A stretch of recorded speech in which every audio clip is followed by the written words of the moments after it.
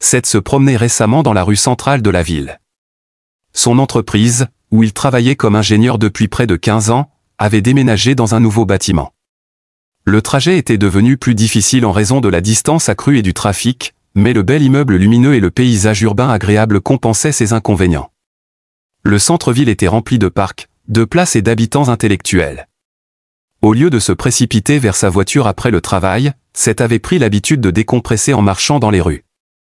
L'atmosphère animée, avec des enfants tenant des ballons et des glaces à la main, ainsi que de charmants couples âgés, rendait chaque jour festif. Lorsqu'il atteignait sa voiture, la circulation du soir s'était généralement calmée. Depuis que Janet avait emménagé, la maison était devenue plus accueillante. L'appartement sentait désormais les pâtisseries fraîches, les repas faits maison et des fragrances féminines. Janet était chaleureuse, gentille et réconfortante. Seth sentait son cœur s'adoucir en sa présence, malgré les difficultés qu'il avait traversées.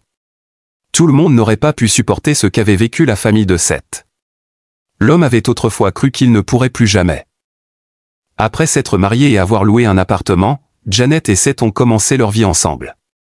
Janet travaillait dans un laboratoire de recherche, poursuivant ses travaux scientifiques, tandis que Seth optait pour un stage au département d'ingénierie d'une usine. Leurs salaires initiaux étaient modestes, mais au fur et à mesure qu'ils gravissaient les échelons de leurs carrières respectives, leurs revenus augmentaient. Ils ont fini par pouvoir acheter et rénover leur appartement. Le couple vivait harmonieusement. Seth appréciait la compagnie de Janet, qu'il trouvait facile et agréable. Ils se comprenaient intuitivement et résolvaient leurs désaccords par la discussion et la négociation, plutôt que par des disputes. La mère de Seth lui avait un jour dit qu'avec son caractère pédant et rigoureux, aucune fille ne le supporterait.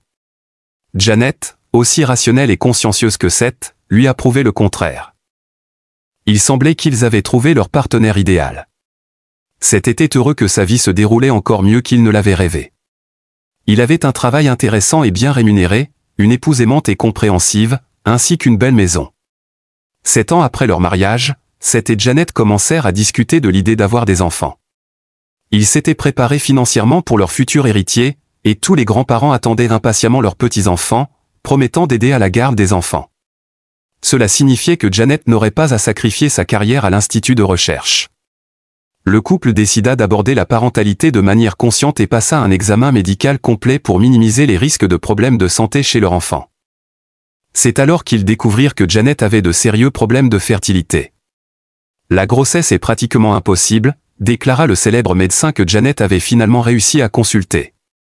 Donc, il n'y a aucune chance, demanda Seth pour clarification, ayant accompagné sa femme à la clinique ce jour-là. Eh bien, vous pouvez essayer divers traitements, répondit le médecin. Les options, répondit le docteur de manière évasive, sont coûteuses et prennent du temps sans garantie de succès. Malheureusement, les anomalies congénitales surviennent. Cette nouvelle fut un choc pour le couple, tout se déroulait comme prévu, puis soudainement, cela arriva. Après le verdict décevant du docteur, Seth et Janet prirent conscience de leur profond désir de devenir parents.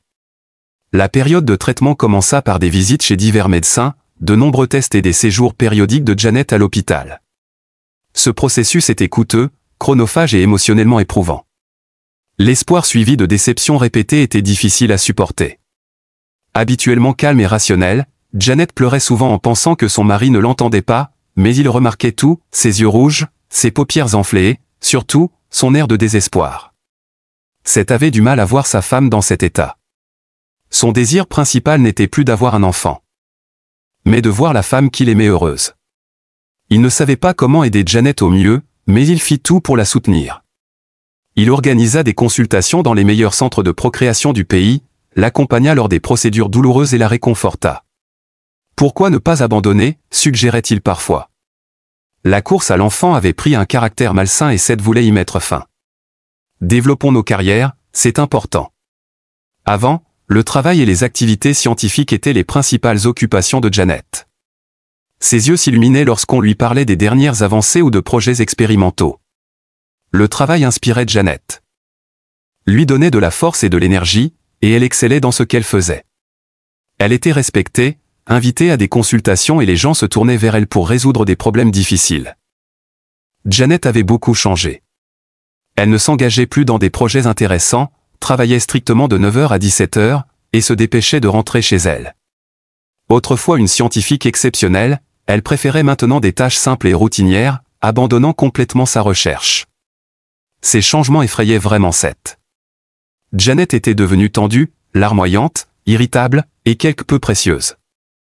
Ce qui était le plus inquiétant, c'était son obsession pour la maternité inaccessible, qui était devenue son unique centre d'intérêt. Plus rien d'autre ne l'intéressait ou ne lui faisait plaisir, et elle avait cessé de communiquer avec ses amis et collègues. Janet passait son temps libre à étudier des informations sur son diagnostic. Des années passèrent ainsi. Parfois, Janet se calmait et retournait travailler, mais son rêve de maternité ressurgissait toujours, entraînant de nouvelles visites chez le médecin, des tests et des recherches. La médecine progresse constamment et les nouvelles technologies de reproduction font leur apparition, tandis que les anciennes s'améliorent. Nous devons essayer, expliquait-elle souvent à son mari, Seth. Ce dernier regrettait parfois l'ancienne Janet, celle qui était intelligente, déterminée et compréhensive. Parfois, elle revenait un instant, et ces moments étaient merveilleux, ils pouvaient discuter de divers sujets. Regarder des films ensemble et planifier des voyages. Suzy est née, et Seth fut le premier à tenir leur minuscule fille ridée et rouge dans ses bras. Janet, sa femme, avait insisté pour qu'il soit présent lors de l'accouchement, un événement important et tant attendu selon elle. « Nous avons surmonté tant de défis, c'est notre récompense », avait-elle dit. Les médecins leur avaient dit qu'ils ne pourraient pas avoir d'autres enfants, ce qui rendait Seth réticent à assister à la naissance. Il craignait le processus de l'accouchement et ne ressentait aucune vénération pour celui-ci, mais il se sentait obligé d'être présent. Lorsque Seth vit pour la première fois le visage de sa fille nouveau-née, il sentit son monde basculer. Tout avait changé.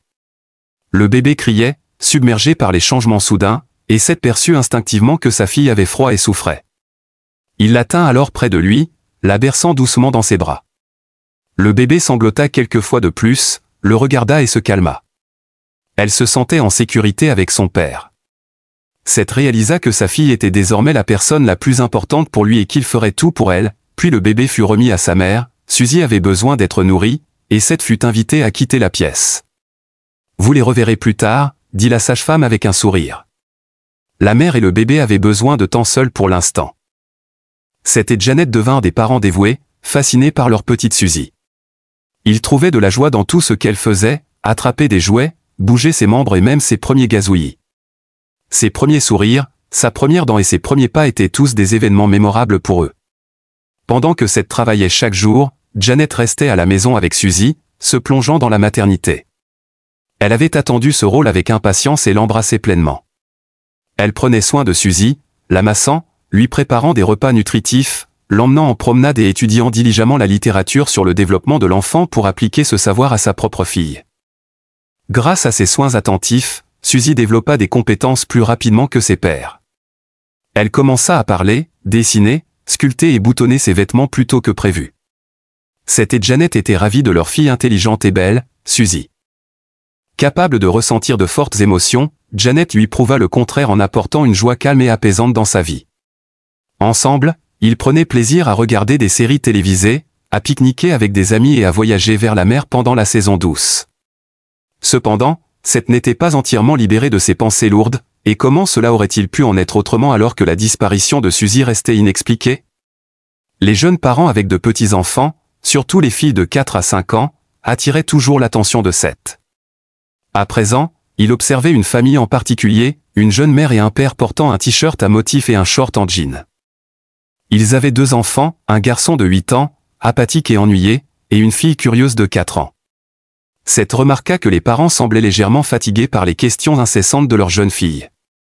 La mère répondait par des mots monosyllabiques, tandis que le père, parfois irrité, demandait à l'enfant de se taire.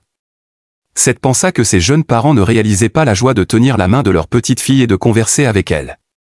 Il se dit qu'il répondrait volontiers à des millions de questions d'une fillette de 4 ans.